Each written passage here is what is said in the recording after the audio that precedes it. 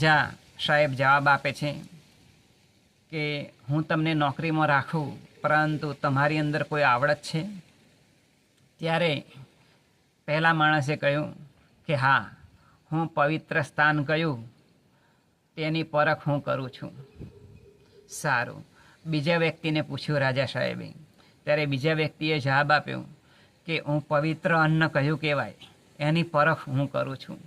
અને ત્રીજા વ્યક્તિએ કહ્યું કે કોની રસોઈ એ આપણે જમી શકીએ, પવિત્ર રસોઈ કોના હાથથી આપણે જમી શકીએ એની પણ પરખ હું રસોઈ જમીને કરું છું. બોલે એમ તો કે હા.